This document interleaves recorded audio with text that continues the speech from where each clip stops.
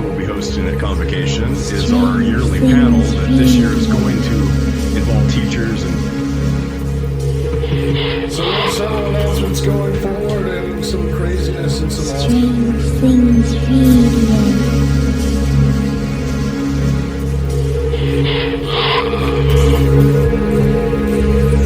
Strange Things Radio.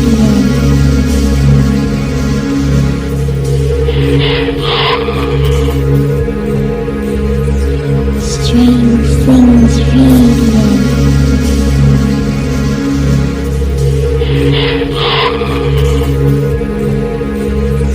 Strange Things Radio.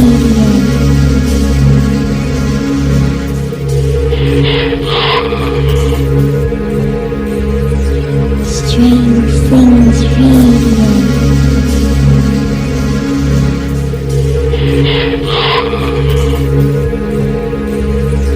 Strange Things Radio.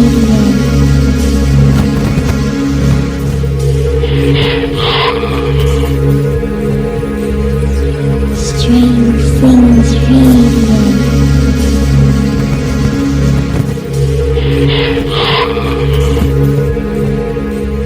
Good evening, folks. Welcome to Strange Things Radio. I am your host, James Riggs. I have Eric Williams on the other line. Eric, you there, buddy? Yeah, I'm here, Mr. Riggs. How you doing, Captain? Very good. Hold on. Got to crank his levels up, folks, so we can hear him. All right. Go ahead and do a little test there, Mr. Eric. How you doing? Test, time out, sound count. 1, 2, 3, 4, testing, test. All right. Test.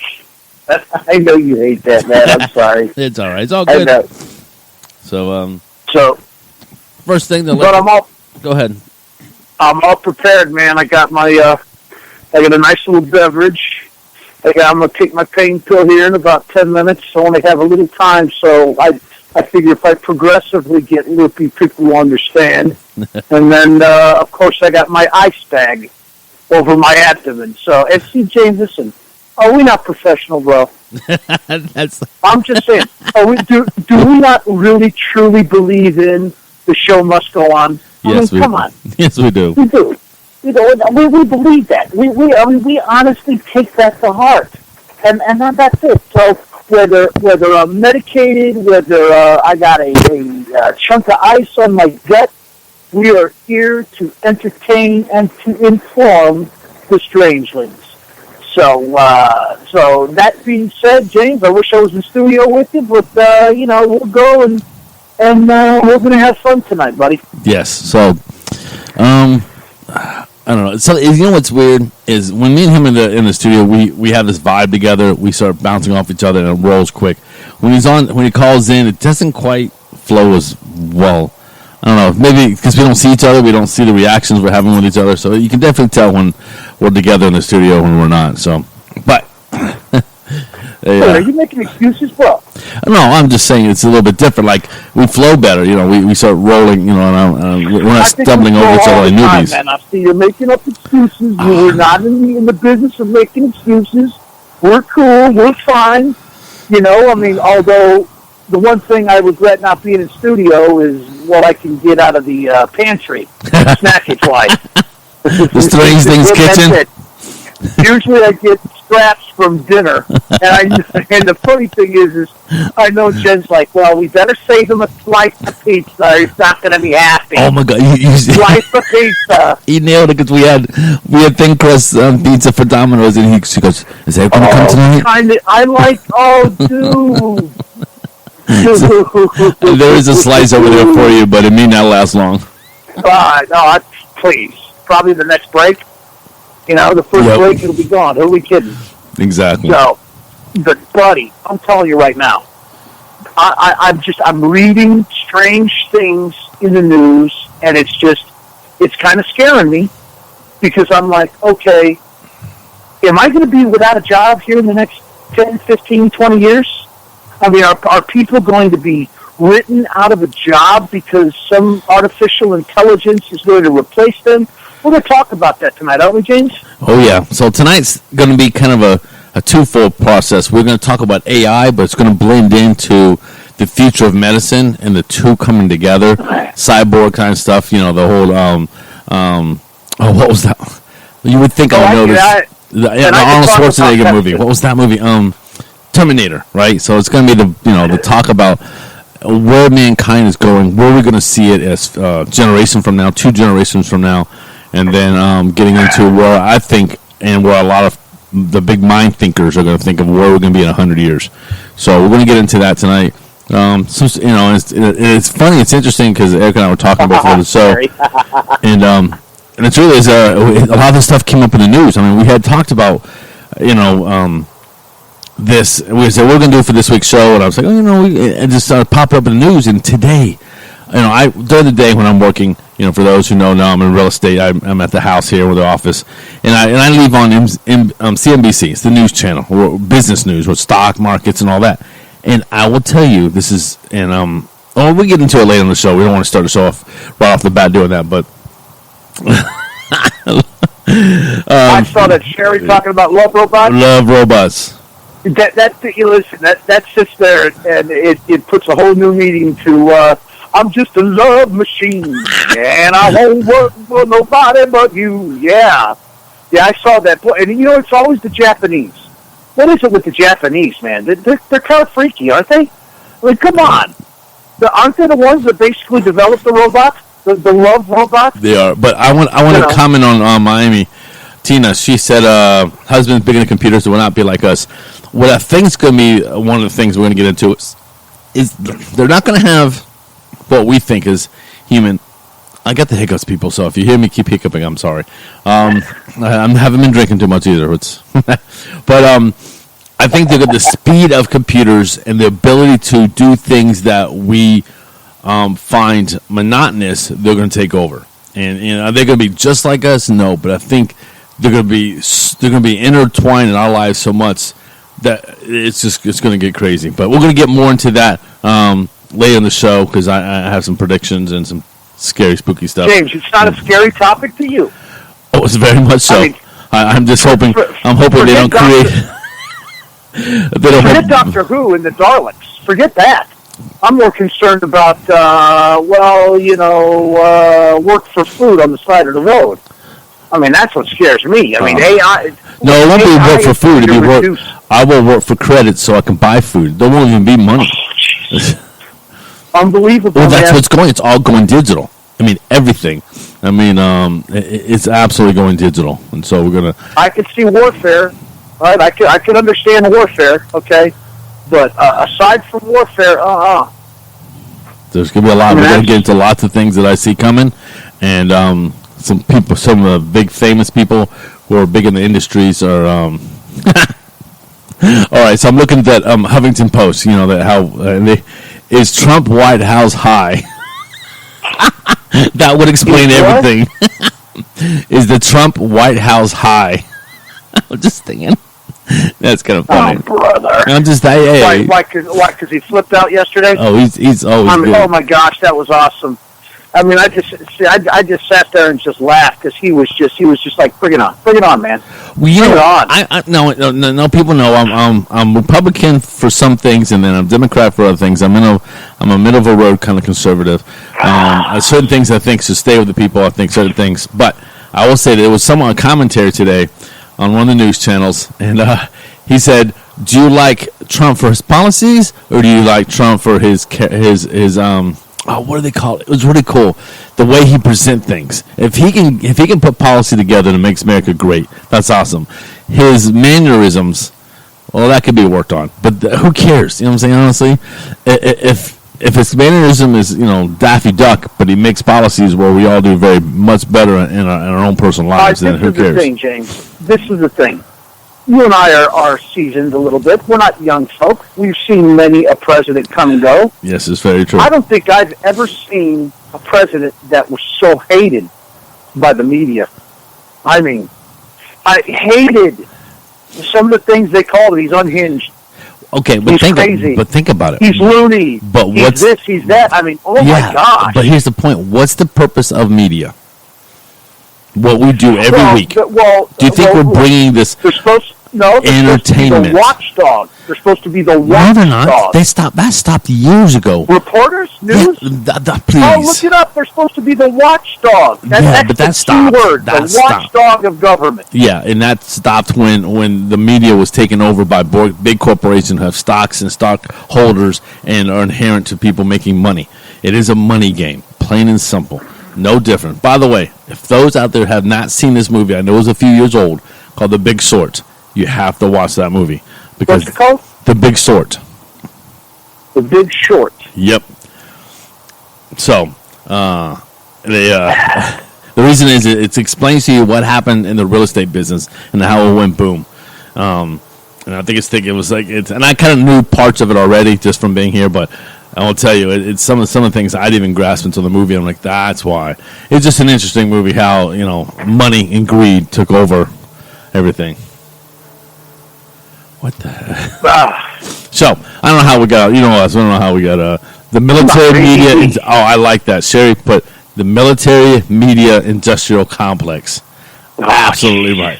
Okay, so I saw. Don't get him going, Jerry. No. Don't get him going. I saw something. I saw on Discovery Channel on what's the other channel that does animals and stuff like that? Discovery America. No, Animal Planet. not Animal Planet. Not All right, Discovery. you want me to go through all the networks, bro? I'll try and go through all the networks. Let's see. I don't know, man. But I mean, one of I'm the- registered. I know, I'm registered blank. The memory bank is gone right now. Let's just chalk that up to Those Mr. Percocets are Percocet. kicking in, aren't they, baby? Yeah. But it was interesting because it was a show that was produced in 2006, and it was about North Korea and how they snuck in some cameras for this doctor who was doing surgery on this guy's eyes. He did 1,000 surgeries in like 10 days. Right, it was amazing. And all it was is simple cataract surgery. And he was like, beep, beep, next, and he was just popping them out. The crazy part about that show is they were using him as a way of getting in and videotaping North Koreans and some of their lives. And let me tell you, buddy, if you don't think you're scared of North Korea now, watch that show that's literally 11 years old. And nothing buddy. has changed. And the reason I'm mentioning that is buddy. because this week the big news was his half brother was murdered. Getting murdered. Right, Yes, getting lost. Yeah. And I'll tell you, this show showed how these people they truly believe that what's his name Kim Jong-un. Kim Jong Un, his father and his grandfather when they started taking over Korea back in the 50s. They just molded these people. I mean, they were They saying, believe that they're divine. "Oh yeah." I mean, they come off as godlike figures. That's the way they absolutely. worship them. They do like the. I mean, it's kind of like Hitler. It's kind of like It's more Well, that. I mean, It's, that's- dude, I saw they were videotaping, and they when they took the band-aids off the eye to see how it worked a couple of days later, they were like, "Oh, thank you." They would run up to these pictures of the leaders, his father and the son, and they were And like, kiss 'em? "Thank." Oh, they were praising him. They're like, "Thank you. I'll work harder in the coal." And one lady said, she's like 60 years old. Goes, "I will work even harder in the salt mines just to please you because you made it possible for me to see with both my eyes. I praise you. I praise you." And every time they did that, everyone would stand up and go, "We praise you. We praise you." And I'm like, if you did not know that this show was about North Korea, you thought you were watching a cult video. That you were I watching. know. It was that bad. And then like the one guy, he was taking a picture of this massive. I mean, given that the statue was probably 4 stories high in front of the what they call a hospital, which is really pathetic. And he took it at an angle, and they had these guards watching them, these overseers they called them, yelled, "That's it, you're out. I'm kicking you out of the country now. You took that picture at a disrespectful angle. You can't lay down," because it was so tall he couldn't get unless he laid down and looked up. And he goes, you were laying on your back. You have to be laying forward for our great merciful leader." And these people, from the littlest kids to the grandmothers, who then say, "From generations from now, for all my generations will believe in you," because they're big generational family type, and they're just crazy. It's absolutely crazy. And I'm just thinking, Well, it is. And when I saw it, I was surprised because it's literally God. It's basically God worship. yeah, And he allows it to happen. right. Well, the You know, thing is, they look at him as God. And the Kate- funny thing is, well, if he's God, why the hell did he die? well, here's the I mean, thing. if he's godlike, and he's still in the casket, And listen, people don't understand North Korea. North Korea, first of all, the people are starving because we have so many. What are those things called? Where you say, okay, we can't do business, we can't do that. Embargoes. And they've taken satellite footage at night, and you see South Korea all lit up, North Korea dark. Yep. Dark, and the people are starving, people are dying. Yep. Well, Kate brought a good question. Do they believe, or are they just too scared to say otherwise? And Kate, you're absolutely correct, because in the interview, they interviewed a guard who had decided to flee the country and went into China, and they have these camps, these massive camps, and these camps are 25 miles large, right? And one camp, I think Camp 25 or something like that, literally has, they say, like 250,000 people in it. And here's how the camps work. If you do something wrong, right, against the government, they take you and all your family and related families. We're talking about grandmother, grandfather, mom, dad, sister, brother, uncle, cousin, aunt. I mean, they take them all. And like, well, this one family made it, and they don't just take one person. They take the whole family and extended family, all of them. And and they take them to these concentration camps. And then they just make them work, until they die. And then they're like, okay, they're done. It's just as bad as the Auschwitz and some of these other places in terms of the brutality and the starvation and things like that. But this is the thing, James. I'm just going to be honest with you, buddy. I fear North Korea more than I fear Iran. I'm just going to tell you that right now. Oh, I feel the guy in North Korea is a nut. He's a nut, and I think he's like, well, America won't do jack. Let's just and see, this is the thing. They're now developing intercontinental ballistic missiles where they could actually shoot from Korea and hit the west coast of the United States. We're talking California, Los Angeles, blah, blah, blah. Hawaii, if they really wanted to, Hawaii, and then the west coast. It's a scary thing. I mean, this the kind of guy that he wouldn't think twice. I think he's a nut. He's literally a nut. Yeah. He believes he's godlike. He believes he has divine qualities. And I'm not saying that the Iranians are nuts. Hell, all those mullahs, they believe that, if they start a war, it's going to usher in their great, their great Mahdi, almost like their Jesus. And so they're looking to pick a fight. And see, this is the thing. Trump is not Obama. Just like Obama would never have been Trump. Trump won't take crap. I hate to say it, but the next time one of those swift boats goes towards one of our ships, I don't think it's going to be shoot over the bow. They might just pull him out of the water. Right. Well, to prove a point. And the reason we bring all this up, and I know Strange Things Radio, is because I thought it was very interesting that his half-brother was murdered. You know what I'm saying? Well, it's conspiratorial. Very. I mean, but that's the thing. What was it, in Australia? I mean, it wasn't even like it was in Korea. I don't see why it would have been necessary to No, he was in Japan going to Disney World. Well, this is the thing. What is he fearful of the half-brother? I don't get it. Because, think about it. He could have rights to whatever throne or how they do the government. Because, he's the ultimate ruler, right? So, he gets I doubt a little... that guy's going to go back to North Korea, James. You know what I'm saying? Oh, he snuck out. That's the thing. He snuck out. Went to Disney World. He got caught. And they went... And then what he's going to tell his people, and then no one's going to know about it, it was like, man, if he kills his own half-brother for breaking the rules, what do you think he'll do with us?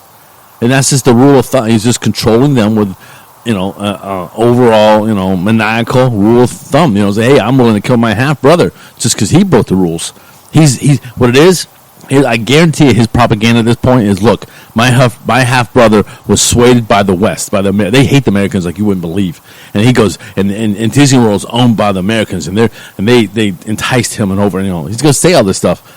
Besides, but then, no one knows the fact that he buys all this Western stuff for his personal self. He used to be the largest holder of cognac liquor. Do you know that? No, I couldn't tell. Yep. No.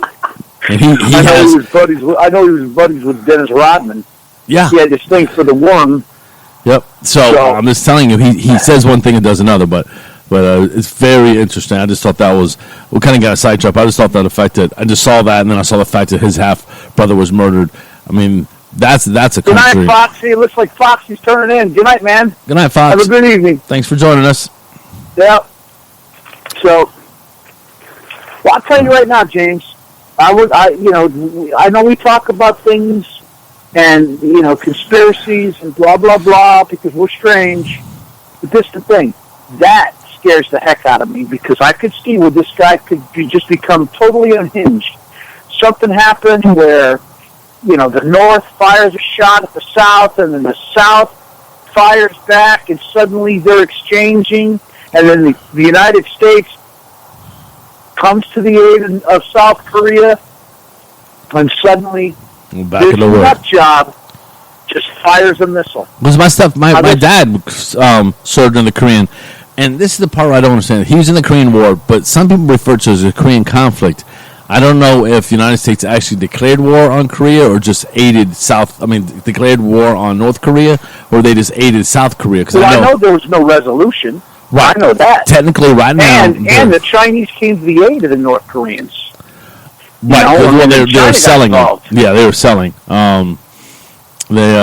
Selling military armament and stuff like that, and then also Russia did too.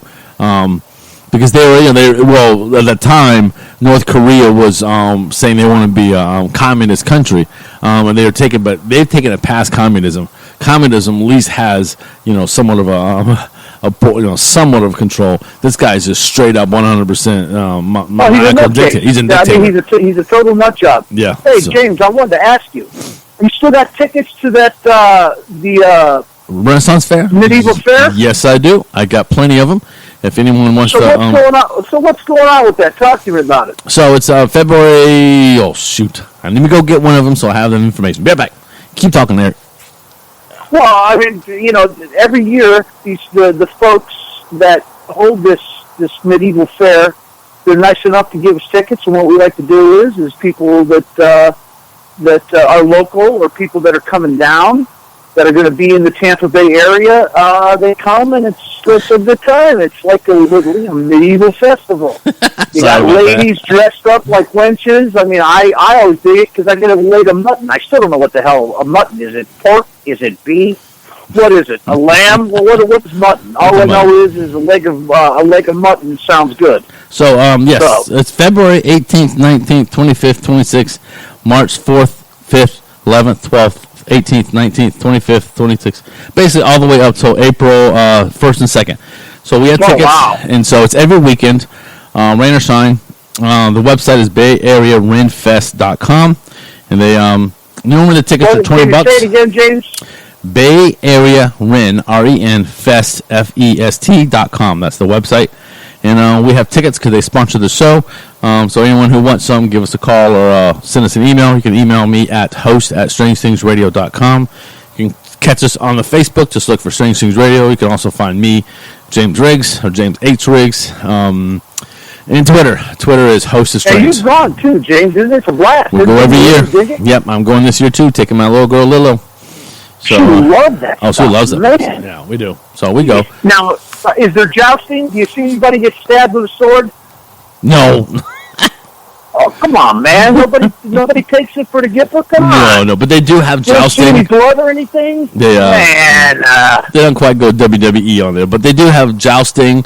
And they have, there's just tons of anything during Renaissance festivals. And every weekend's a different little, they have like a Pirates weekend, they have a Fairy weekend, they have a Irish weekend kind of, so different type of weekends. Yeah, if you go to the website, they'll tell you what kinds.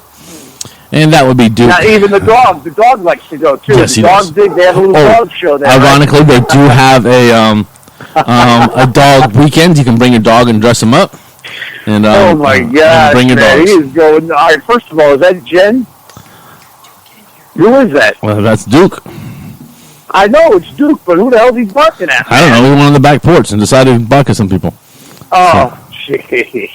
Oh, okay. So here's the others.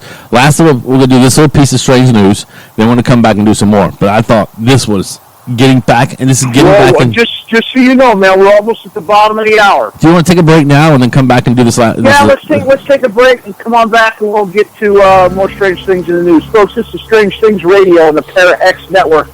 Sitting in with James and myself, Eric. I'm not in studio. I'm recovering. But hey, the show must go on. We're here every Friday night from 10 p.m. to 12 a.m. So if you're bored, you want to hang out with us, become part of the Strangelings, you do that. So hang out with us for another hour and a half show. So stay tuned. Don't go away. We'll be right back. Strange Things Radio.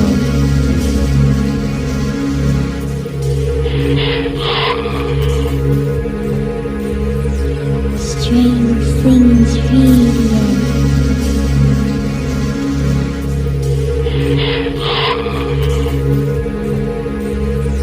Strange Things Radio.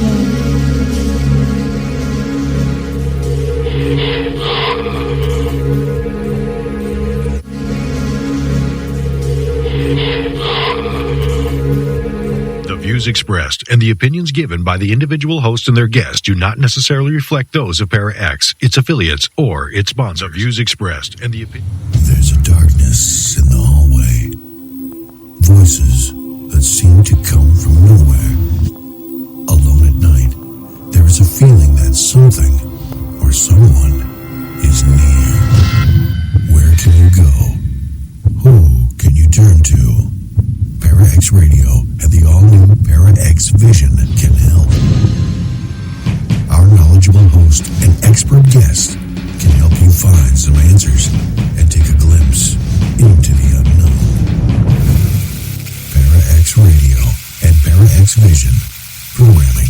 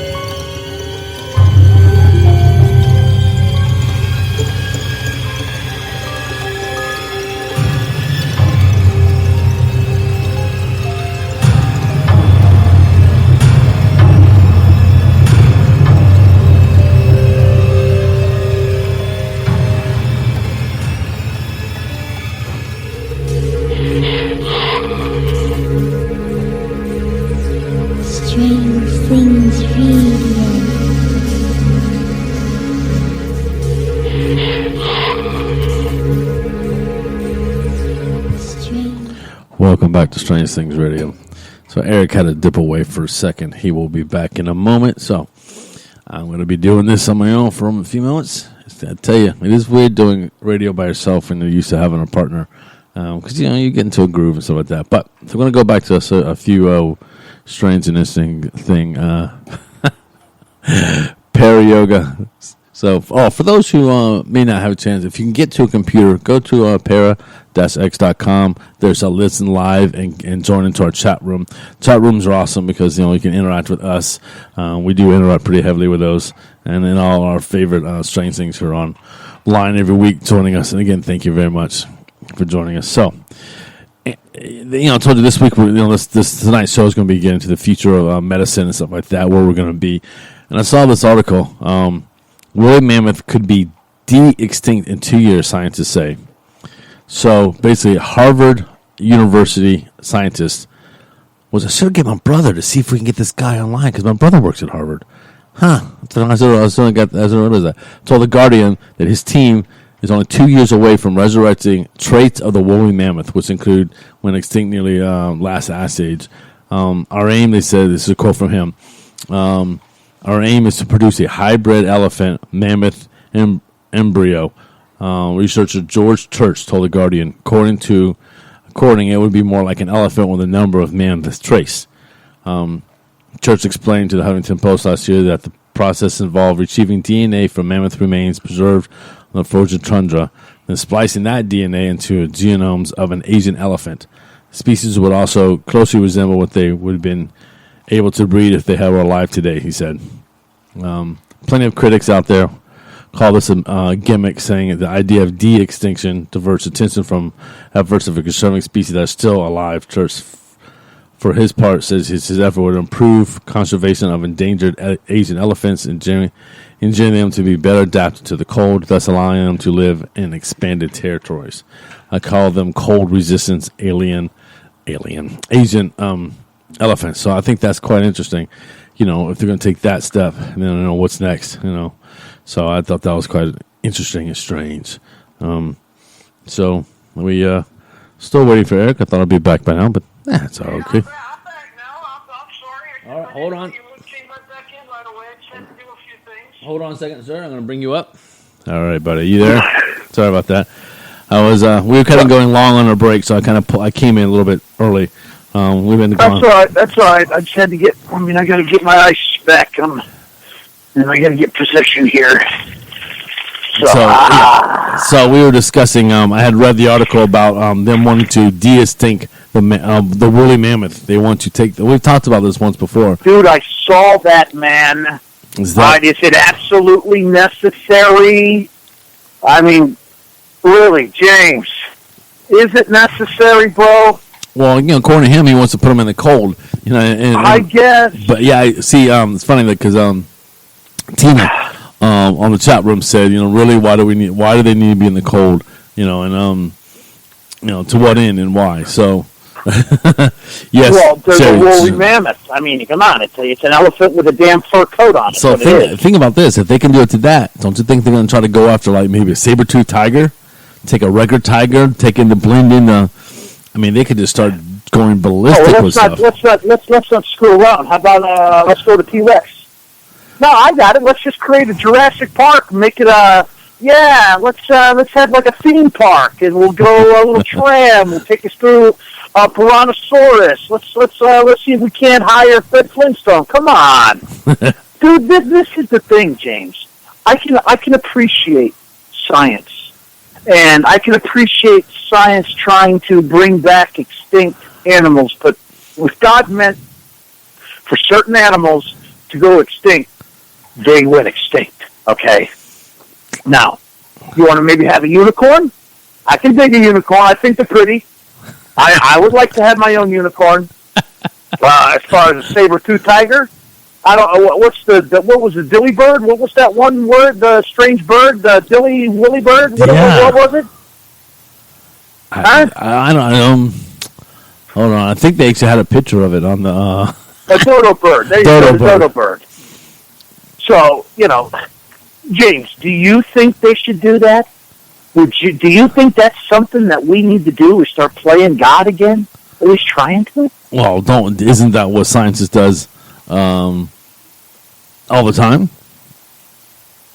I guess, man. All right, if you're saying, from a doctor standpoint, from keeping somebody alive, or like myself, being able to go in and then perform a procedure and repair a hernia, I don't think that's playing God. I think that's just medicine.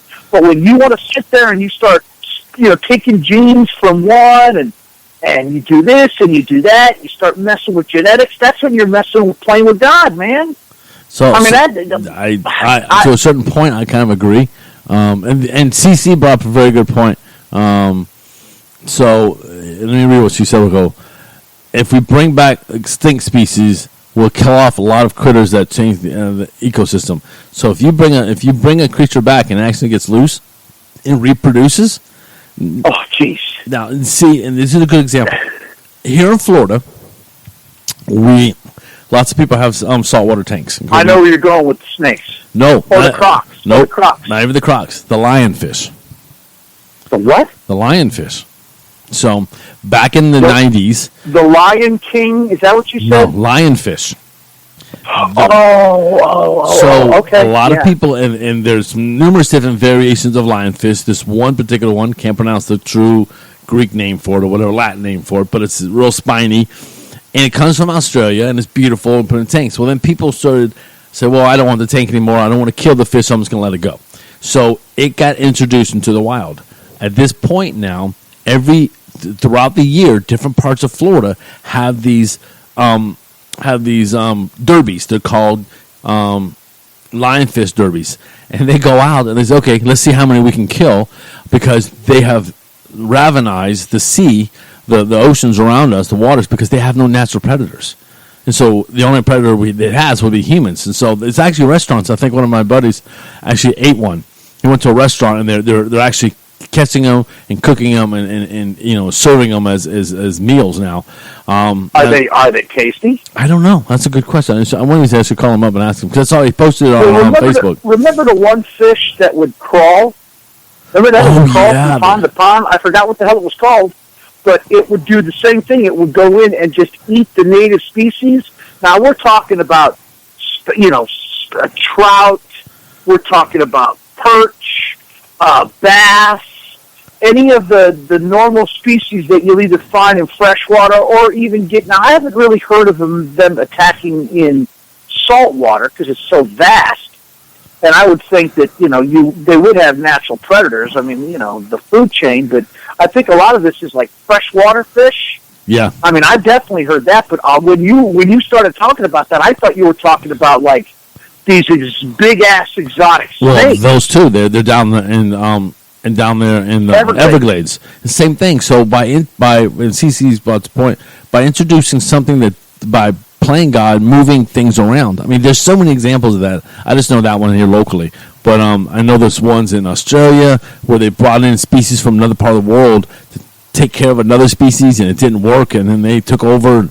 I mean, there's a frog that was from the Amazon they brought to Australia to help kill off something else. And then those frogs now are Frankenfish. Look at Frankenfish. Sherry. There you go. The Frankenfish. So anytime we start messing around, I think it's crazy. And that gets directly into what we're going to talk about later on, which is us, and as far as a little bit of symptoms, but also medicine. Where are we going with medicine? And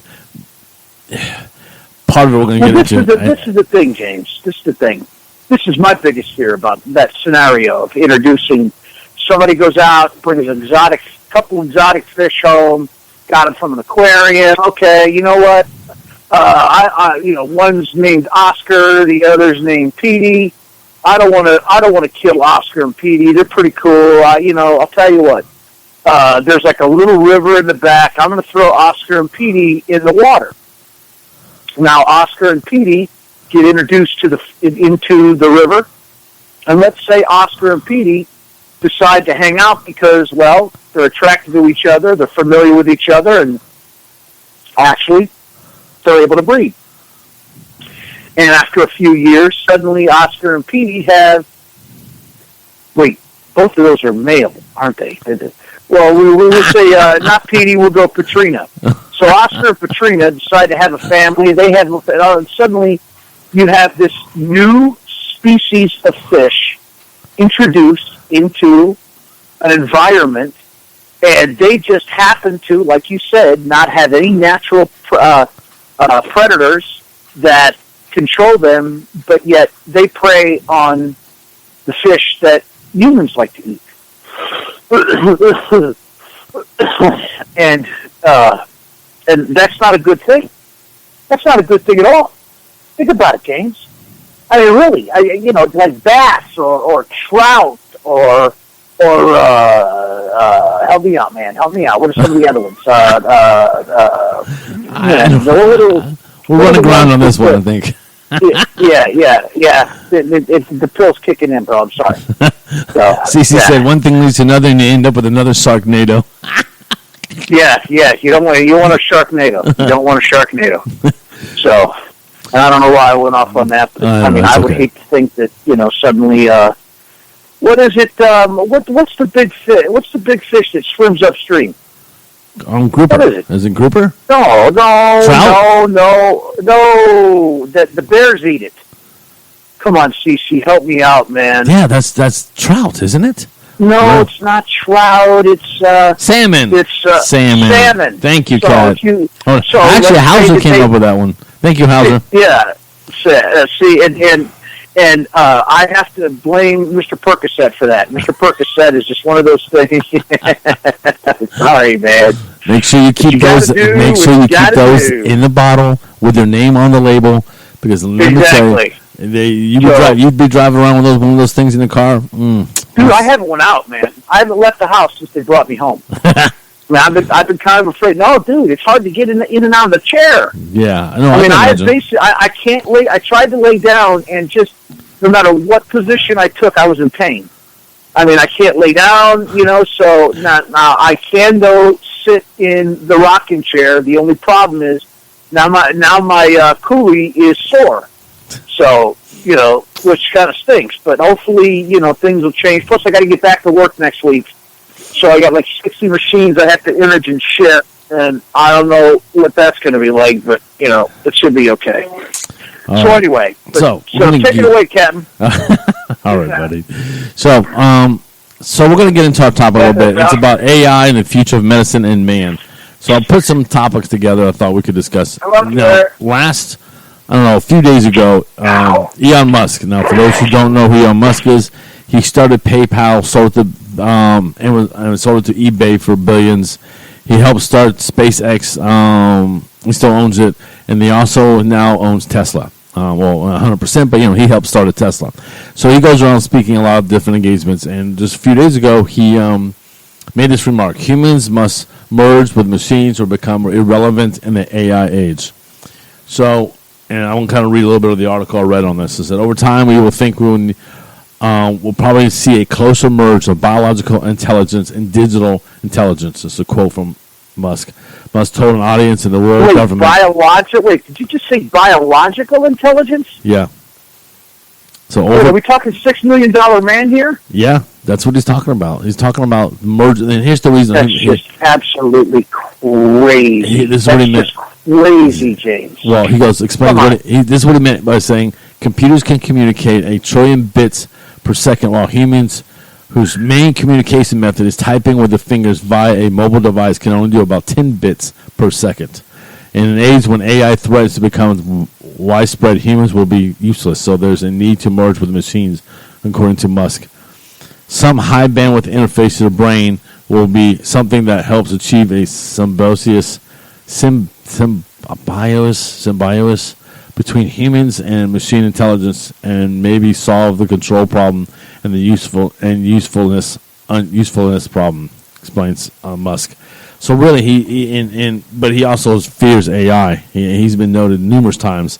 But I think what his thought there is, as computers get faster and faster, we will become outdated. And there's a... Wait, did you just say humans will become outdated? Yeah. James, this is the thing. What would be the benefit of AI? I'm strictly. It would. I know that sounds like a silly question, but if you incorporate AI into the business world, people are gonna lose jobs. They're not gonna have a way to sustain an economy. Who's gonna have a job to? Who's going to get an income to buy a product or service that AI is involved in? Who's going to have the money? But here's the problem: is the head.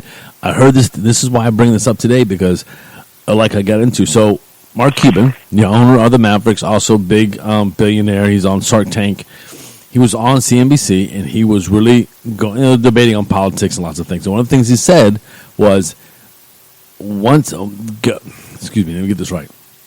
He said companies who do not embrace AI will be left behind because AI can just do so many things so much faster that it cuts the cost down.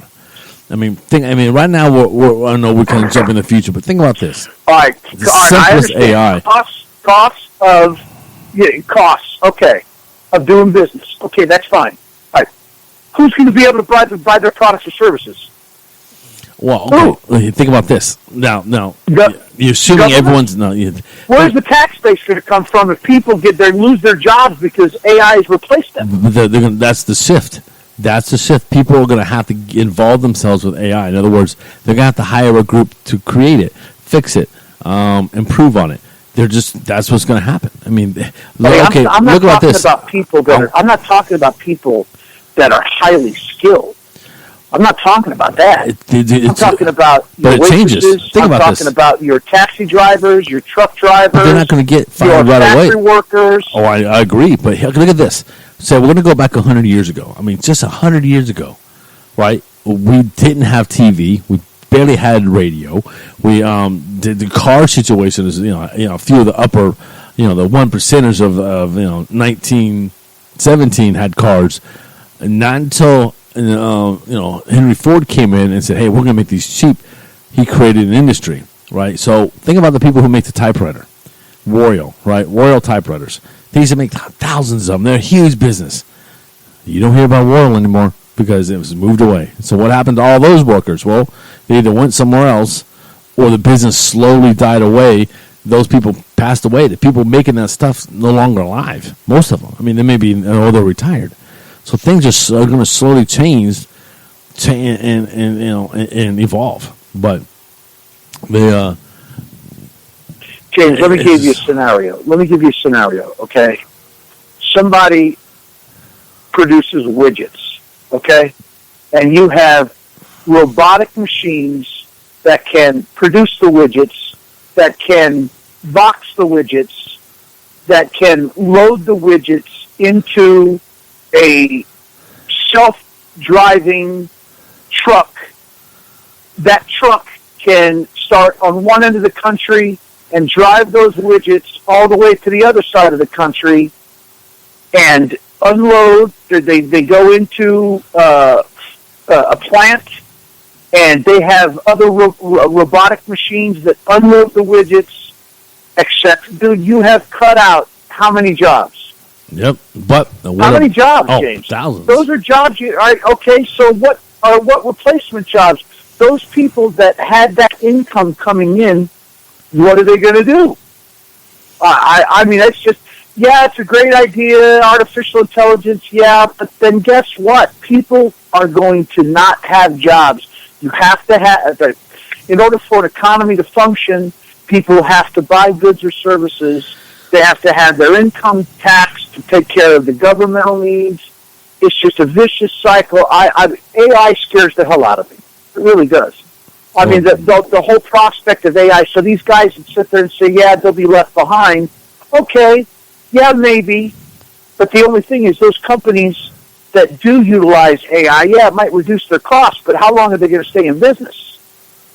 Who's going to have the money to buy their product or their service? Who? I don't know. You want to know another one? And this is happening right now. There's a law firm that has created a artificial intelligence platform, and they got into it because the lawyer has been around a few years, and he remembers being a brand new lawyer. He would have to go through contracts and just read over them, and after a while, they're the same contract for the same thing over and over, saying one company or another company. He's like, there's got to be a better way. So when they went on their own, they created this platform. It is an artificial intelligence to replace certain types of lawyers.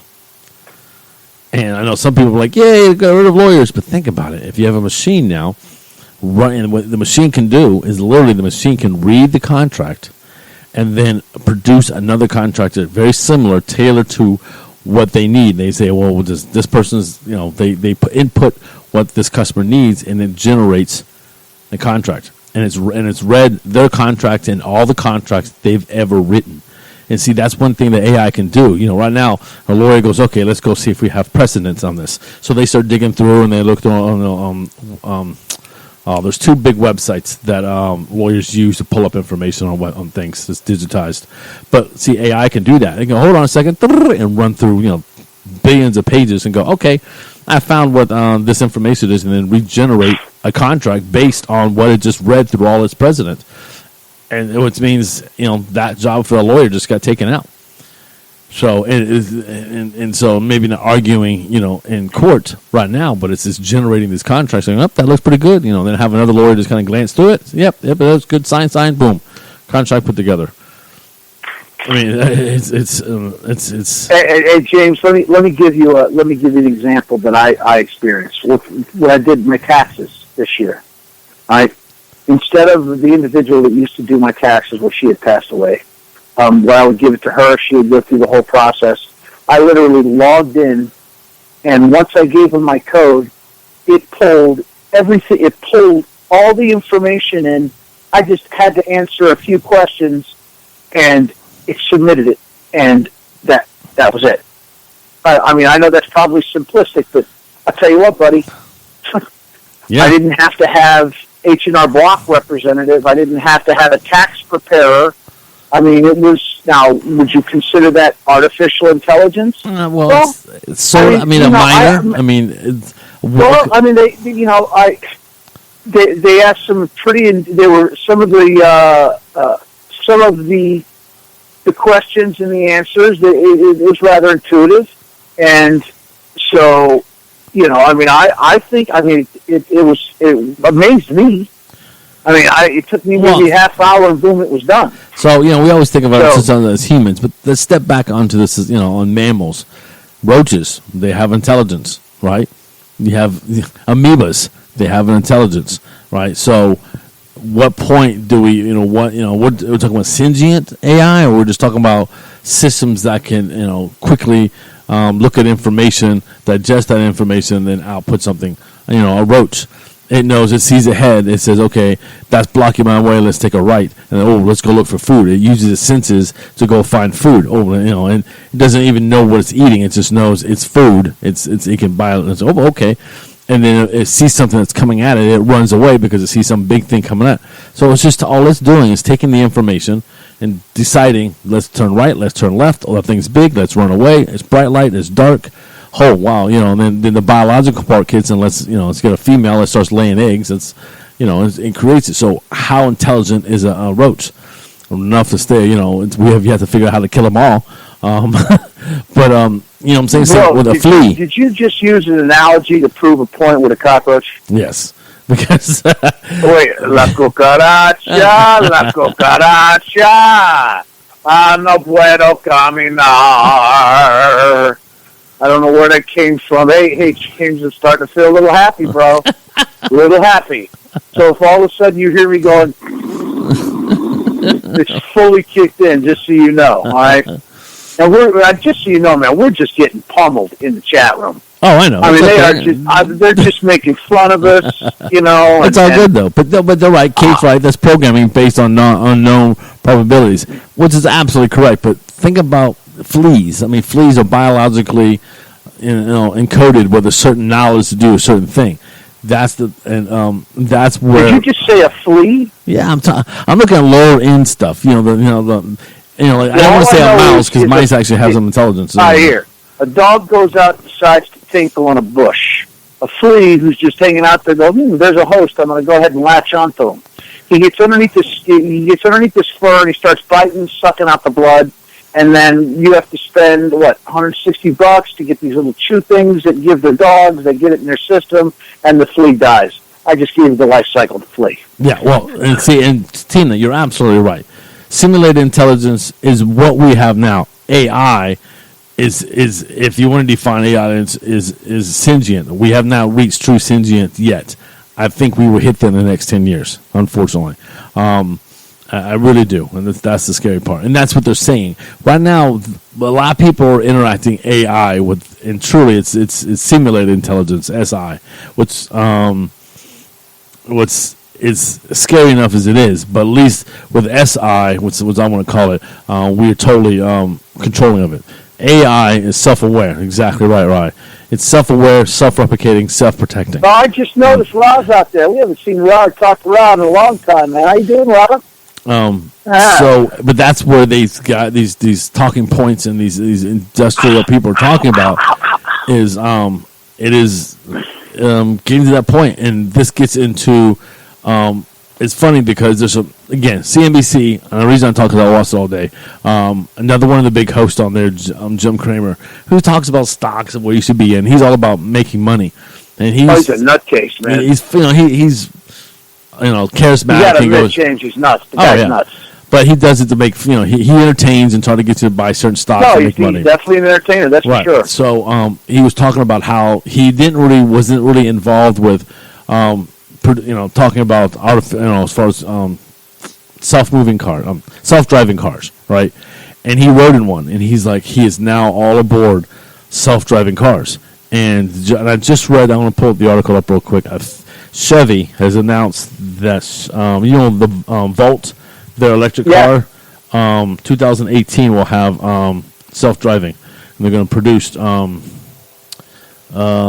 many? They said, Chevy Volt 2018 self-driving. Hold on, I'm Googling it, guys. James, so don't you need massive infrastructure in order for self-driving to really be a reality?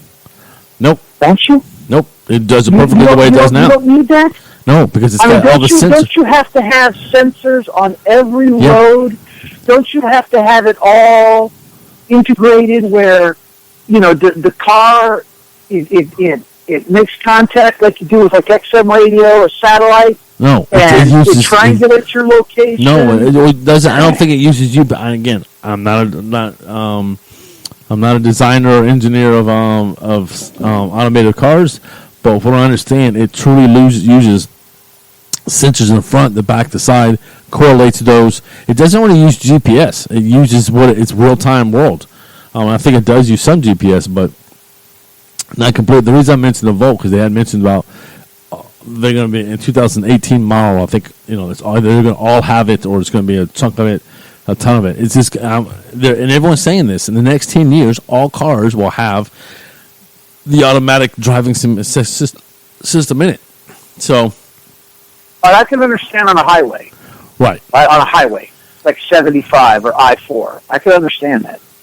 But on 64, on 70, where it gets way out in the boondocks, it's 2 lanes. Just literally 2 lanes, one going in either direction. I don't get that. It's just, I don't know. Maybe I don't fully understand the whole concept of self-driving cars. It would I like to drive. And plus, I don't think I would feel comfortable sitting back unless I can be in the driver's seat and it can self-drive, but at any moment I can grab the wheel and take control. Right. What? Would you ride a self-driving car to Wings and Things? Oh, please, absolutely. Dip dumpling. Oh, that hurt. Oh. But Kate, Dubai showed. Kate wrote this. Dubai showed off its version for driverless feature in April when it released a video of a person hailing a self-driving Tesla taxi. Oh, that's right. There was an accident with Ford. No, not an accident in Dubai. Oh yeah, there's been accidents too, but very little comparatively. There's far less accidents with automatic systems, and most of them, and the ones I've read, was people's fault. It wasn't the car's fault. Well, that's the thing. Can you imagine though, James, if you're out partying and you're at a club and you get a little hammered, and self-driving cars, that would be nice. See, it's funny. Owlsy just said that. He goes, "Can you get a DUI in a self-driving car?" No, because you're not behind the wheel. Well, Right? but if you were if you were in the driver's side, you can. I think because you have the ability to take over. I'm wondering if they would put some sort of sensor in there that say, okay, at the time of the accident, this was in self-driving mode. Oh, probably. Auto mode. Like some of a black box kind of scenario, like they do with planes. Yeah, yeah. Absolutely. But I think, but you brought up a good point about the partying situation. Can you imagine? I can see a service here. It's called get your client home, get your customers home safely service. A bar basically pays a service, and that the patrons can go okay, and they basically have a car come up. They use their smartphone, say, hey, you go home. It drives them home, drops them off, and then later they can come pick up their own car. And then the bar does that there's service. the Uber of the future. Yeah. You just sat there and talked about Uber of the future. Yeah. You don't have to pay anybody. Oh my gosh. It's your account. I don't know about 10 years. I think it's going to be a little bit longer than that, James. No, I don't think so. Not according to what I've been hearing, buddy. I'm telling you, everyone is jumping on this fast. I mean, like, and all the motors people are like, yep, this is where we're going to be. Where this is going to be in 10 years. Well, I think we're going to be there. Every car is going to have it. Could you imagine the whole trucking industry? I mean, all these guys that are truckers, they'd be out of a job. Yeah, but they're going to get that one's going to be a little bit longer, I think. But all right, let's just say all professions where you drive, gone. Well, that's gone. But Elon Musk said, he says 20 to 30% of the driving industry jobs will be gone because of. Well, we're going to call it SI because AI is, but they're using the word AI, but SI is going to take over. He's predicting 20 to 30%. Maybe, but who's going to have the money then? It just doesn't make sense. I think it's crazy. People have to have jobs, man. I know, but they're going to. It's like anything. Well, look at the jobs they had in 1970, right? Look at all the jobs they had in 70 versus the jobs they have now. It's completely different. I mean, it's right, but the trajectory is less for humans. Well, yeah, but someone's got to fix it. Okay, well, think about trajectory. Write the human out of the equation. Yeah. And if you write the human being out of the equation, the worker, then who's going to provide the tax base for fire, for police, for road construction? Where's all that money going to come from? I mean, maybe the police department uses self-driving trucks. Yeah, but James, okay. Oh, I know. I agree with you. I'm just saying how are people going to live? There's a question. I mean, it's one. There's a question. Or is that going to be the true leftist utopia? Maybe. I don't know. Where the government takes care of everything? That's scary. To me, that's scary. But I don't even want to think about. I hope I'm long gone. So, I don't even want to see that, man. There's a question in the chat room for you, Eric. It says, "Are you vaping again?" No, I gave up vaping freaking in first week of January.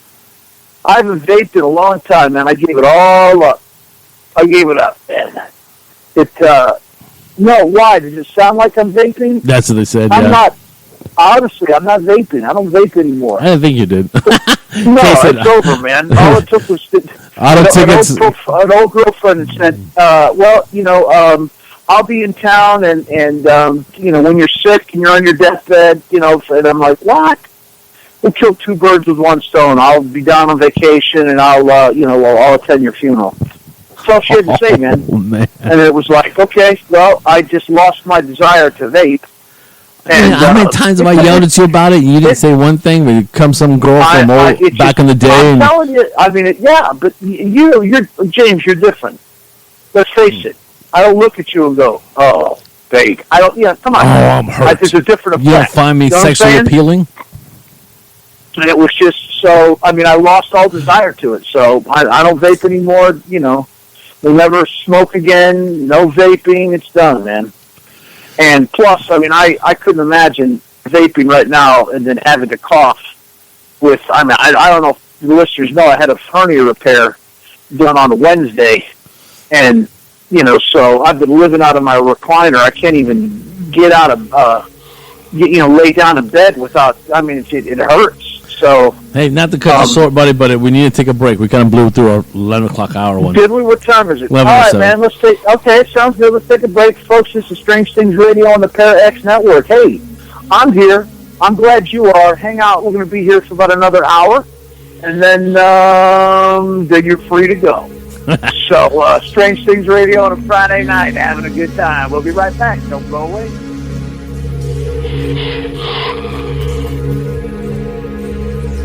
Strange Things Radio.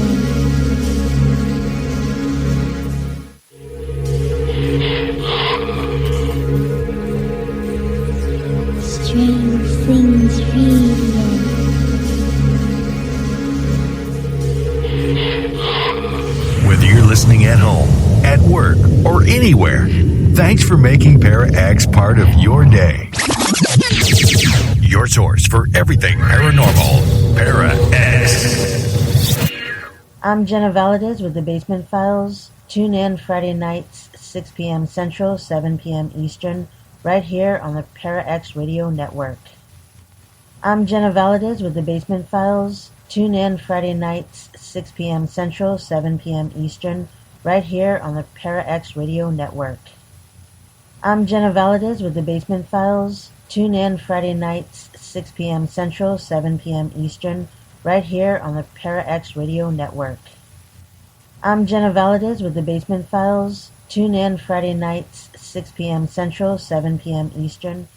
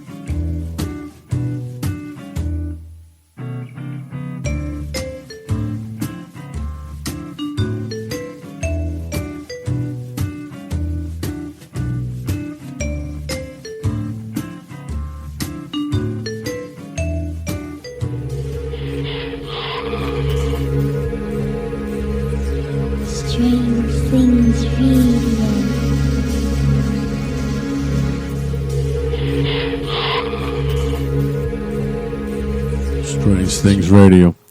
I'm Always back here. strange, James. We are always strange, bro. We are Are we not, we are man? the strange duo. The frickin' We are. frack We're of strange. Yeah.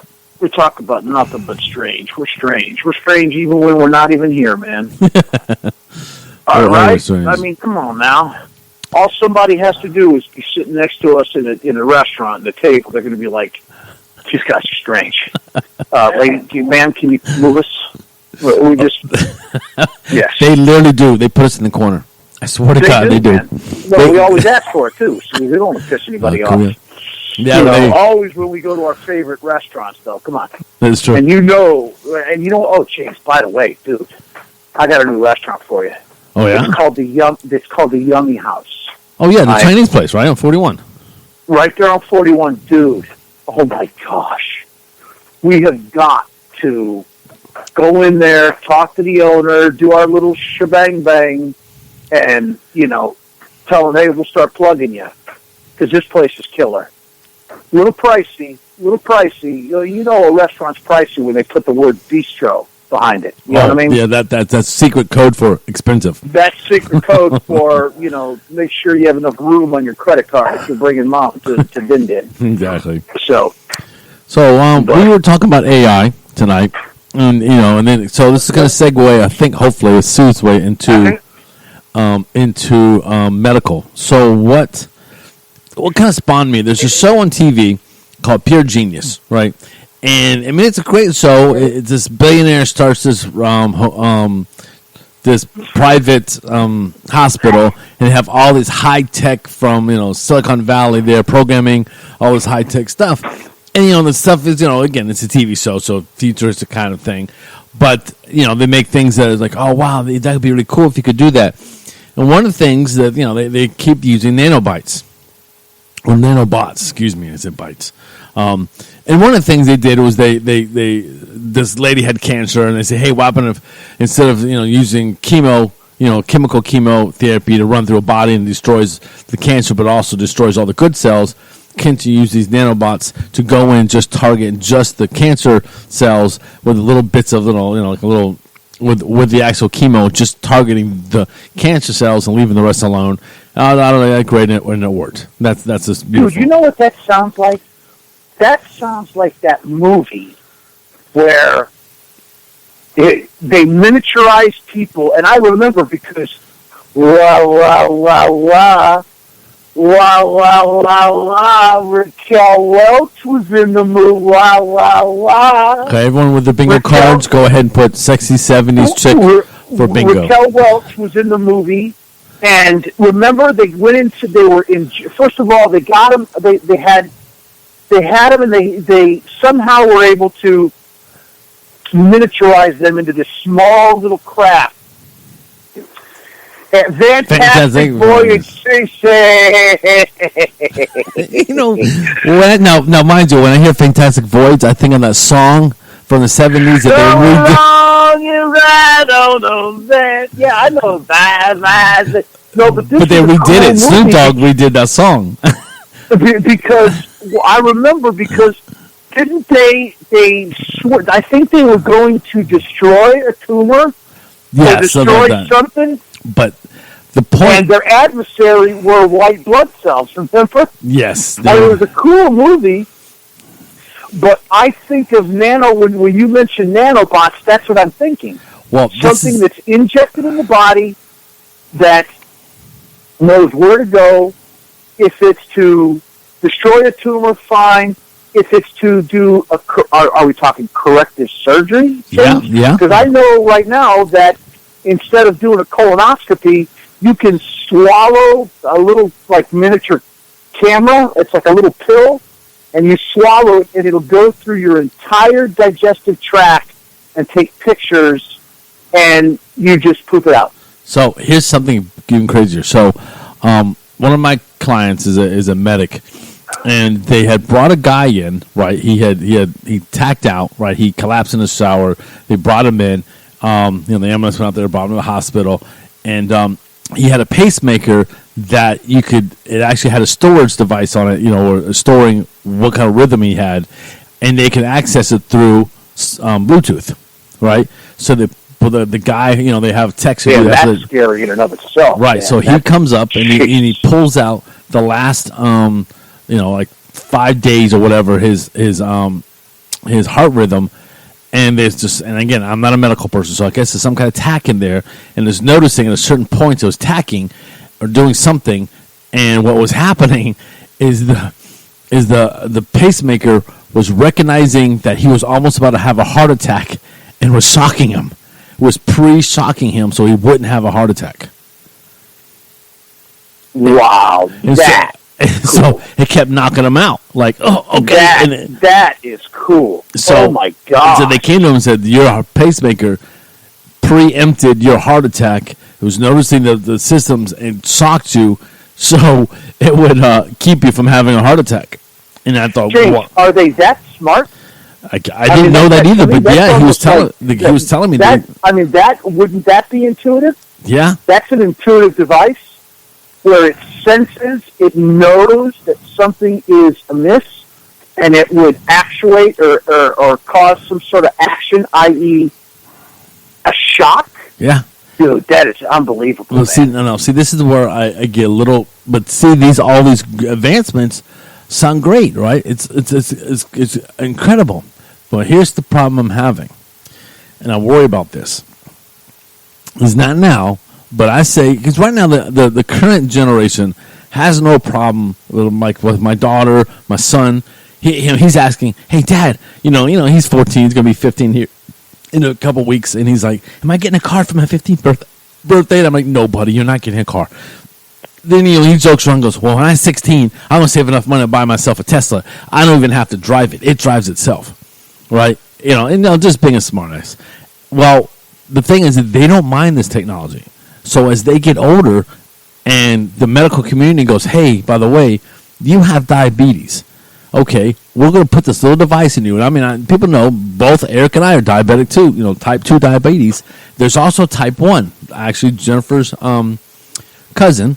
Gosh, and that's the horrible one. Man. Right, she has a little pack or whatever, and she's got to keep it monitored all the time, constantly injecting. She has type 1. Well, think about this: if you had these little machines in you who constantly monitor your sugar level and had a spare, so every time it went up, it shocked, gave you a little bit of insulin. It then sent a report to your smartphone, says, "Hey, here's your levels for today," and you can set your reminders. Hey, check your levels every hour. Great, and it has a little pouch in there. Maybe you can refill it, or it could get. Well, that's what I was going to say. How are you going to replenish? So you have a port, maybe a little port on the side of you that you fill it up, and it gives you 2 days worth of. Like a little receptacle. Yeah, you put it in there. This is just my thought, and then it holds it in the side of your stomach or not. An area where there's no vital organs, or because there's plenty of fat on it, you can stick things in. In areas, you stick it in there, and it holds 2 days or maybe a week's worth of insulin, and it precisely gives just the right amount to keep your body completely level, and then monitors you. Well, everyone will like, oh, that'd be great, that would be awesome. Okay, so that's step one, right? Now, say you have another kind of disease. Maybe you've gotten older and your heart's leaving. You put pacemakers in there. You started putting breathing machines in there. Before you know it, you're full of all these different devices to keep you living longer. So now the average age is 100, not 80 or 76. It's 100. You just added on 25 years more to another person's life, which sounds great, except for now we have that many more people in the world. It's population issues. Yeah, so now we're gonna jump ahead, right? We're gonna go to 2-3 generations ahead. Let's just go one generation. Let's just go 50 years. Well, yeah, I was thinking that to me, it's a generation's every 25 years. But say we go 50 years, 2 generations from now, and Big Pharma and insurance companies have gotten together and said, "Hey, listen, in order for you to have health insurance from us, you must." Well, first, what they're going to do, the insurance company is going to go, "Hey, to help you keep healthy, first, we're going to elect that you could choose to put one of these devices in you, and this will help monitor your glucose and your say your whatever not your chloride. What's the word? Yeah, that's fine. Your glucose. Your glucose, your blood sugar, but also your BMI, also your what's the word I'm looking for? Your cholesterol, right? So they starts monitoring all this stuff, and it says, we like it to help it keep you healthier. And people are like, oh, that'd be kind of cool. Say they do it for weight loss. The weight loss industry goes, hey, what we could do is we could take this little device and we could put it in you, and this will help monitor I'm almost done. how much calories you're eating, what kind of intake you. I'm off. Stop. So then at this point, you can monitor your levels of what your body's doing, especially for weight loss. It's like, hey, you've already hit your calorie intake for today. You may slow down. Hey, you've eaten too much sugar. You've eaten too much of this, too much of that. You need more vitamin A. You need more vitamin B. And it starts monitoring all this stuff. Well, if you think about it, that starts off, everyone's like, oh, I want to do that. I can lose weight. And everyone's all about losing weight. The weight industry is a multi-billion-dollar industry. Think about if they could do that, people would jump on board all day. Then you go advance to the next generation where they say, hey, well, in order for you to get, and the insurance companies and big pharma, they're going to go after the government. They go, hey, listen, for us to survive, we need to reduce the risk of people getting sick. We can't keep paying out. I mean, that's what they complain about Obamacare, is only the sick people were signing up and no health people were signing up. So the insurance companies were losing. So exactly, Tina, Big Brother. And what happened, the thought there is, instead of being 1984, what happened if he got the wrong century? What happened is 2084? That really is where Big Brother is. The next step is... you know what? Who cares? By then, we're going to be gone. Right. Well, I'm just telling you what's going to happen is the generation down are going to go, yeah, and then the government's going, hey, listen, in order for you to get insurance, instead of being taxing you at the end of the year like they did with Obamacare, they're going to say you can't get insurance, medical insurance, unless you have one of these devices in you. That way we know you're healthy. We want to keep you healthy, right? So that's James, like a chip underneath the right hand of the forehead. Yeah. Oh, geez. We always thought about the chip being for money.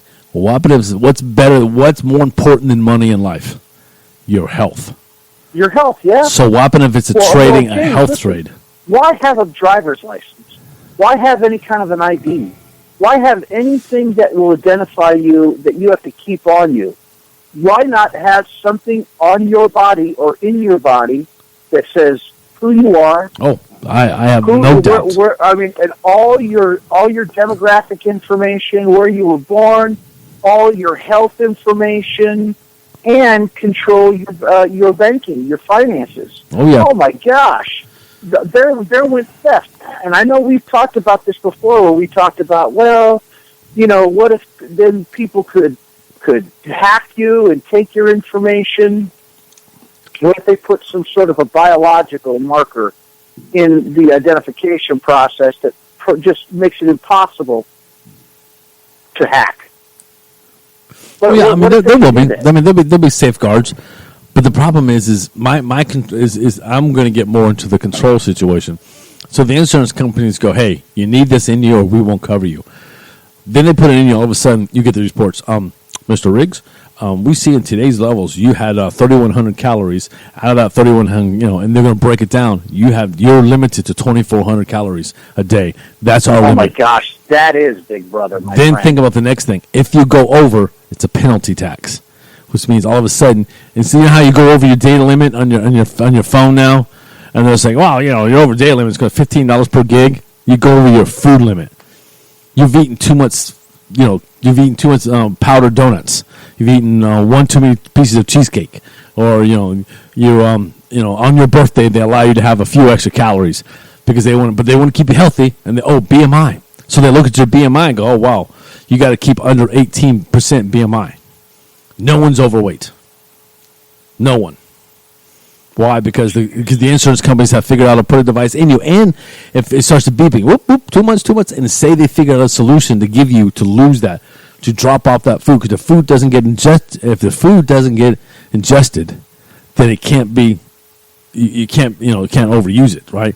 So they say balloon in your stomach that you start to get bloop there, bro. Okay, you're done eating. Oh man, that whole scenario is scary, James. I don't even want to believe that that's even possible. Dude, I see that coming. I mean, come on, man. You don't. I can see I can see the benefits. Sure, there's benefits, but what there also is lack of freedom. That's where we're going. Lack of freedom. Where do you think we are now? If I want to eat a full slab of ribs with a big-ass baked potato with a couple scoops of sour cream, butter, bacon, cheese. Did I go through the whole menu? Yeah, I want to be able to do that. I don't want something sitting there telling me, nope, sorry, you went over your especially if there's like a sound, beep, beep, beep, beep, beep. Oh, you know, fat guy over there in the corner. Come on, man. Think about it. You see his caloric intake. No, but here's the thing. You are going to, they'll say, okay, you can eat that over, but you're going to pay. You're going to pay an extra $10 today for that. And then before you know it, you're an extra $300 to $400 a month because you've overeaten. And the insurance companies. See, this is where corporations are going to start taking. All right, tie it all in, James. What if I don't have a job because I used to be a trucker? But honestly, buddy, by this time, the industry for trucking industry. I'm just saying, James. Well, no, the problem is you will never be a trucker by that time. But I'm saying, but this time, this comes in effect. There won't be trucking because the industry have already taken over, and anyone who was a trucker 40 years before. Just like I used to build typewriters, but I don't. No one builds typewriters anymore. So the person that used to work there now works somewhere else, or the business. So right, long ago. Getting to let's just like use Trump for example.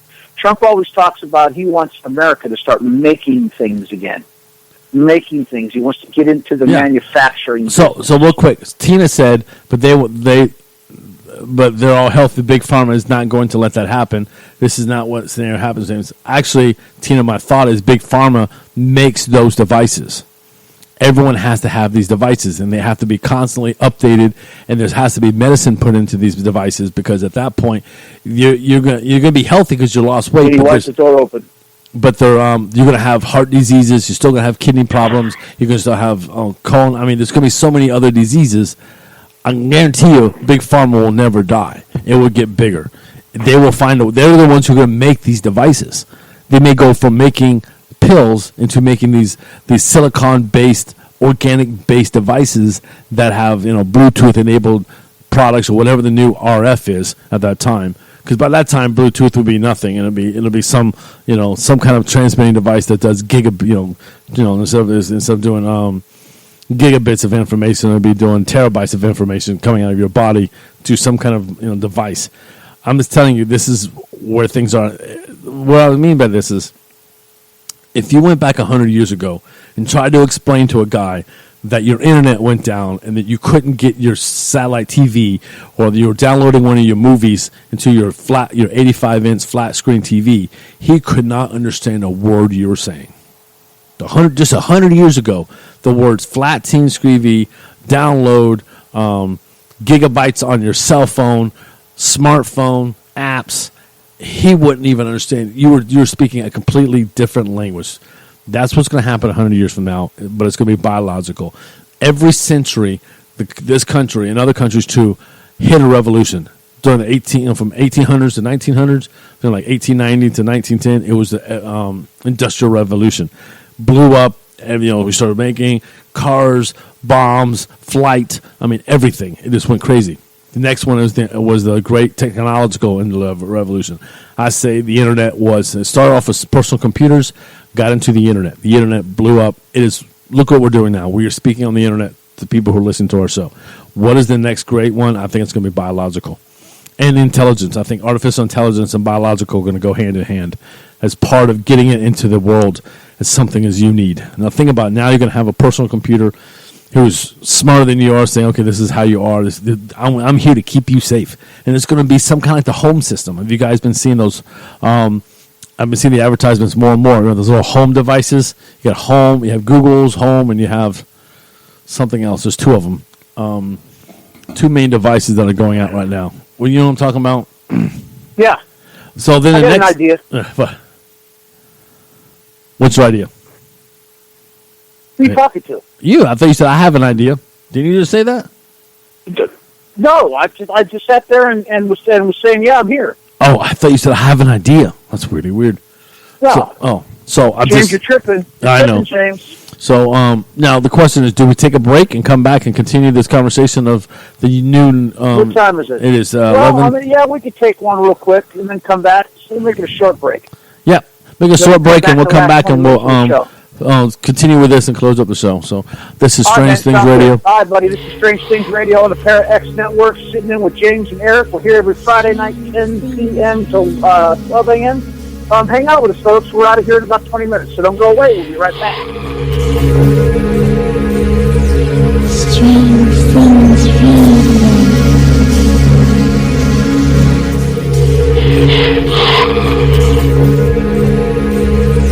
Strange things radio.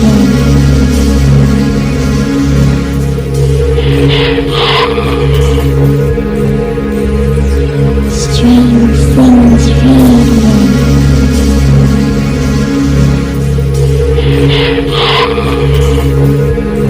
Whether you're listening at home, at work, or anywhere, thanks for making Para X part of your day.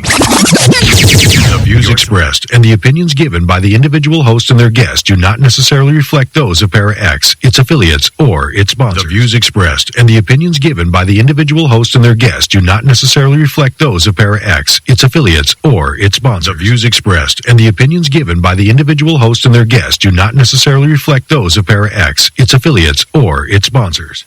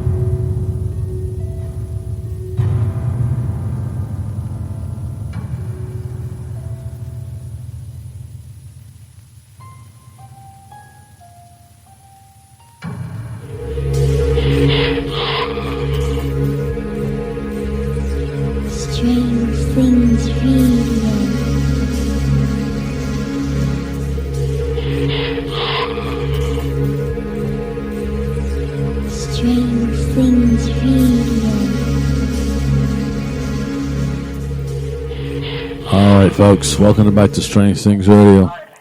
I'm with Eric Williams. Oh, hold on, I gotta get him back on the board. Sorry about that. All right, he's back. Sorry about that. I'm back. So we were talking about a little bit of artificial intelligence, where medicine is kind of going in the future. Creating these. I already think I'm worried about the industry, especially big pharma and these hiccups are killing me. Insurance All right, companies. James, before you start on that, talking about big pharma, have you seen some of these posts where they say marijuana cures cancer, and that big pharma knows it and doesn't want marijuana introduced as a medicinal alternative? Well, I think. Do you believe that, or No, do you think that's I don't just think. I don't. bullshit? I think marijuana. Dude, you did so well. We went all that way. Okay, so moving past that, I think first, I think marijuana can definitely help in seizures. I can never say that word right.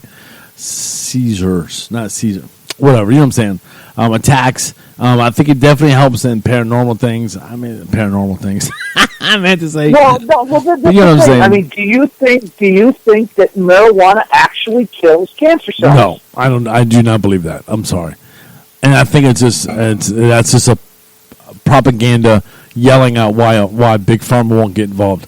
I really think that once marijuana becomes sanctioned across all the United States, and the federal government says yes to it, big pharma will get involved all day long. Not even big pharma, the smoking companies. I guarantee you. So you're so just so I understand. Reynolds will be all over it. You just think that's a crop that doesn't exist. I think so. I don't think, honestly, because there are doctors like my Now, brother. Tina seems to think that it does help in paranormal things. I think it helps create some, if you know what I mean. Yeah. But like my brother, my brother's a research doctor at Harvard, and they work hard on trying to cure things like, diabetes, and they're working on numerous things right now. I truly believe if marijuana truly did cure even different variations of cancer, that people like my brother. I mean, I truly believe there's research doctors who do not care about the money. I know my brother doesn't. He doesn't make squat. People are always like, oh, he works at Harvard. He must make a fortune. He doesn't make enough to live on his own. He has to have my mom live with him. So this is where the pay scale comes in place. People don't realize the only people making money in big pharma is all the executives and all the salespeople pushing the drugs. Research doctors do not make any money. And if they could find a cure for cancer, they would all day, just for the pure fact of doing it. So that's why I don't believe in that. It can cannabis help in different aspects of medical stuff? Yes, I do believe in that. I think there are some healing properties inside of cannabis done correctly. But curing cancer, no, I don't think so. I'm sorry. I'm not a doctor, but that just sounds a little bit ridiculous to me. Well, I know I've heard that parts of cannabis helps with seizures. I've heard that. Yes, I believe in that on TV. Yeah, no, that's what I'm talking about. It does help with that. You're a cat. Well, Kat, you're absolutely right. I'm just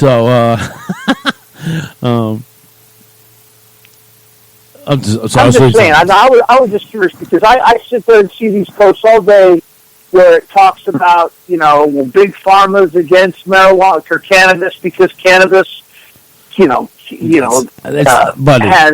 has medicinal purposes when it comes to seizures. Now I've seen this where little kids where they have seizures and they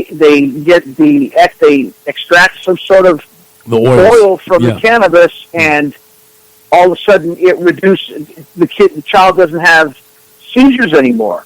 Right, so, that's true. But I also saw where it supposedly kills cancer cells. Yeah, that's his crap.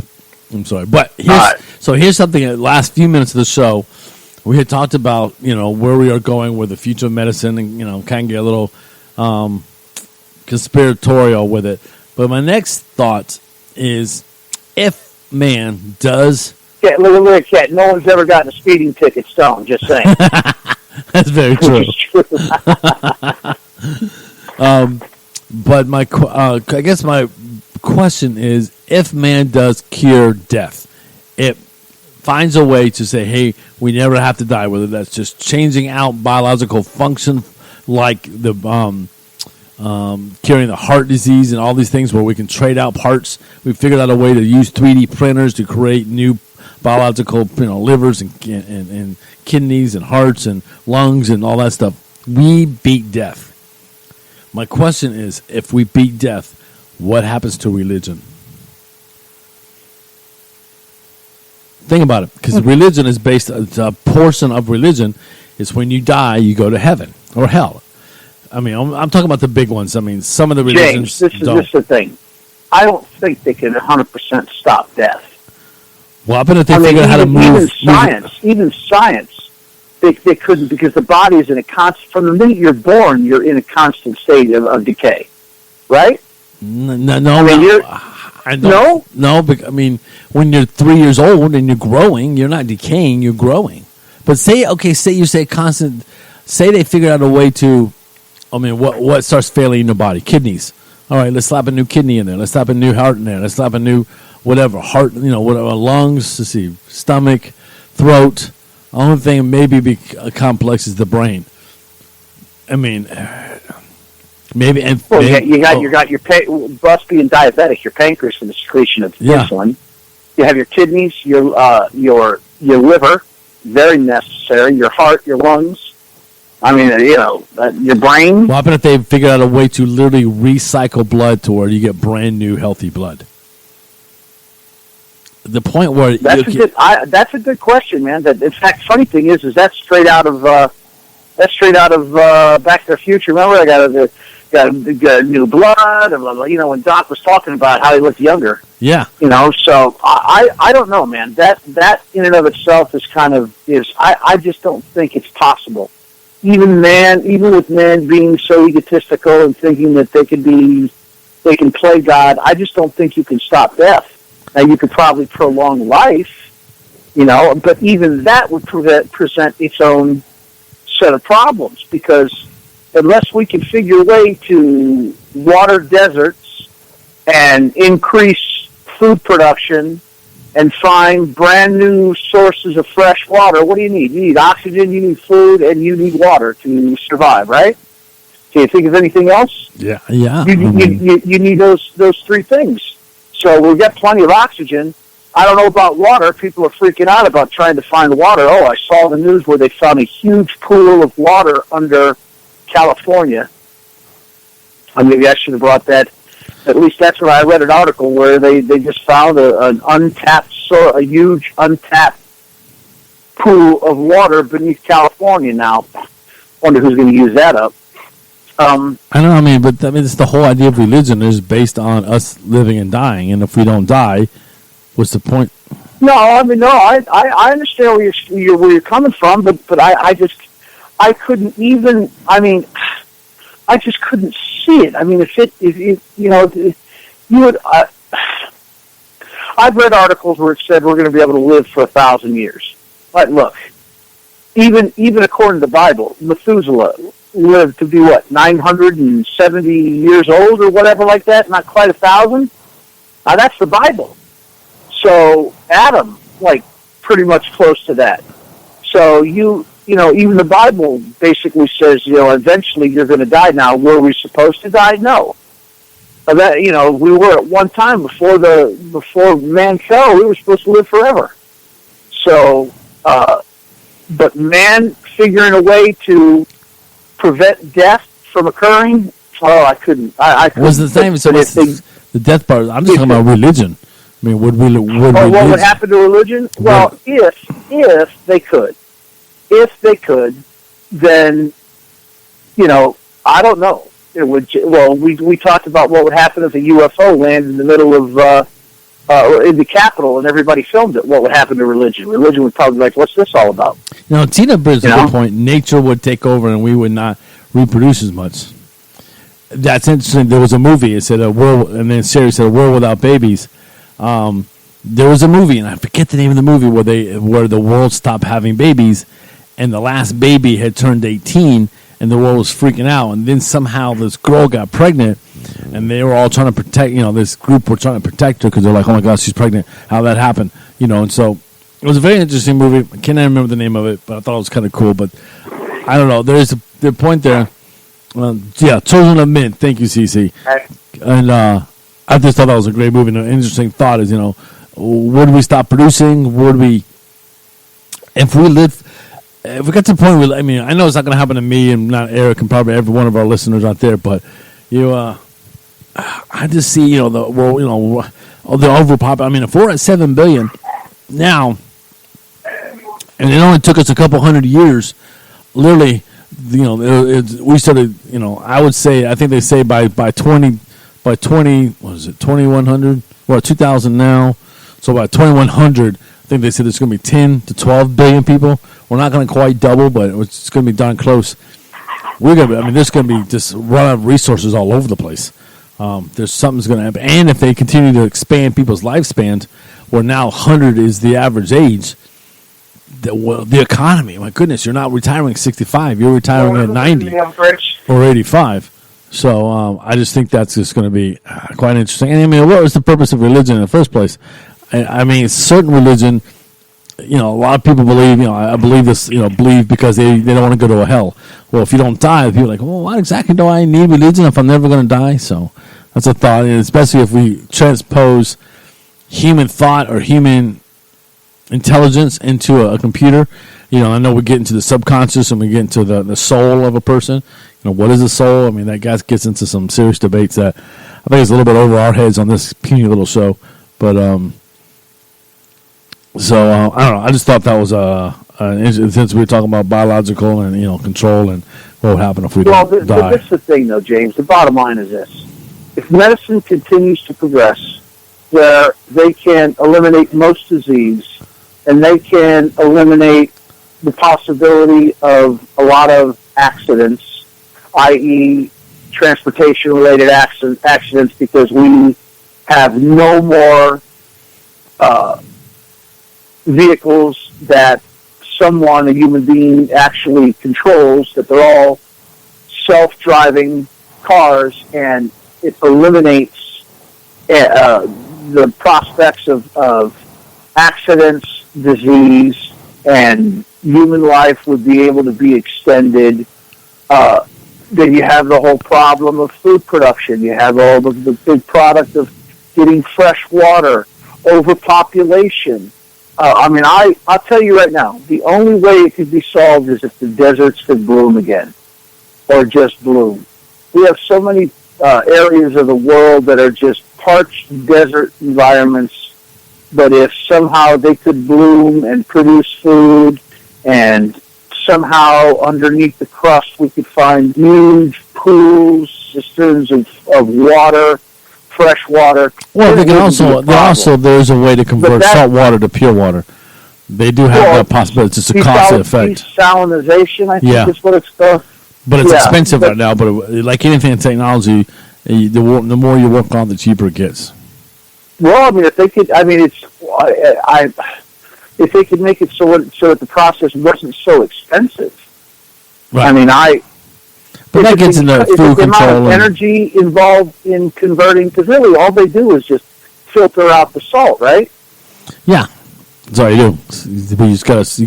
There's a way to do it. They actually have a device if you get stuck on a boat. Is that they had a raft, and the raft would have like a little, like a top to it. And what happened was you could actually put water into it, and it had like a little solar panel. It would actually just evaporate the salt from evaporate the water from the salt, and then up top of the canopy, the water would hit up top and then trickle down into a pool. And it says you can survive for weeks on end with this little device, because it would produce just enough water to keep you going. If you're stuck on the water without any water. So it was an interesting little thing. I don't know. Well, we kind of died on that. It just that whole topic of medicine and improvements in medicine and extending life, and every person has to eat so much and drink so much, and if all of a sudden, death, I mean, death is necessary if you really think about it, just to keep an equilibrium, because if not, if we were to extend people's lives, it's just going to tax the system all the more, and it would just be a scary scenario, man.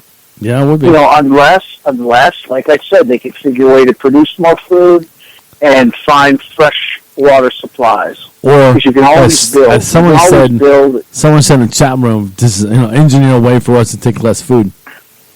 It kind of, I mean, we do eat a lot of food as a human. At least in America, you can actually live off of probably just a quarter of what we eat. Oh yeah, we overeat for sure. So there's no doubt about that. Again, that comes into government control again, right? That comes into the fact that, well, you can't eat. You're limited on how much you can eat, because again, there's limited supply, and if you overeat, you're going to get taxed for that. So like that, I see. Well, remember during World War II, they rationed things like flour and sugar and things like that. So, oh yeah, could you imagine them starting to ration food? Oh my gosh! Please, it's a scary thought if you think about it. For sure. But Tina brings a good point. Time to colonize new planets. It has been said over and over by the scientists. I've read it. If we humans do not get off this planet in the next 500 years, we will be extinct. Well, but the problem there is it's where? What planet? What planet? I had no idea. Things, sci-fi, you hear that stuff and you're like, oh yeah, that's great, but where? Where are you going to go? I mean, unless you can come up with a new form of transportation that allows you to get from one side of the galaxy to the next quickly and intact, it's just a scary situation when you think about it. So did you hear last few minutes? Somewhere on here, I read somewhere, and I would have pulled it up and kept it, but they basically found a new galaxy right next to our galaxy. Has been there the whole time. They just found it, literally right next to ours. Really? Yeah. Wow. They were just like, oh, where did that come from? How do you find the new galaxy? It just popped. They literally said, and CC, you might have saw this. Literally had a picture of it and everything, and they said it's literally right next door to us. It's in our backyard, as far as the space goes, and it just popped up nowhere. Like, oh, look at there. Wow.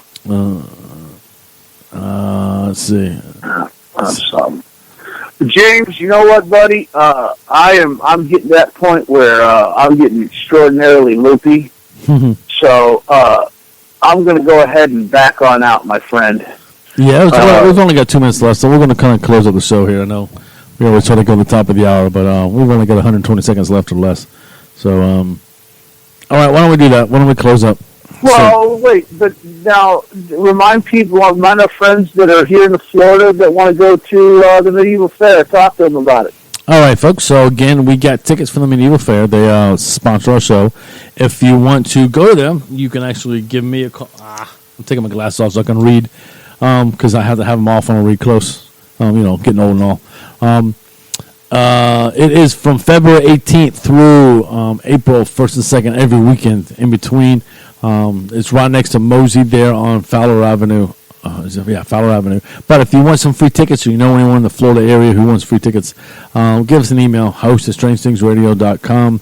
You can tweet us over at hostofstrange, and then find me on Facebook, James X Riggs, or also Strange Things Radio on Facebook. Hit us up. We will get you the tickets you need. We got a bunch of them. So I think that is the end of our show. We Yep, look at there. Whole whopping 1 minute left. But you have been listening to Strange Things Radio here on the Parax Radio Network. I'm James Riggs. We have Eric Williams calling in. He was a little sick, not feeling well. He had surgery and all that. So, but continue to listen. By the way, I like to make a small little shout out. For those who have not heard their show or have listened, please go listen to After AM. With Joe and Eric. Those guys are awesome. I love their show. They're humorous. They're funny. And they actually bring some really good content. I think a whole lot better than our show. But either way, so go listen to After AM when you have a chance. I think they're on Thursdays live, and they have repeats throughout the week. But keep checking here on Parax Radio Network. And I'm James Riggs with Eric Williams. This is Strange Things Radio. We will see you next week. Stay strange, folks. Things radio.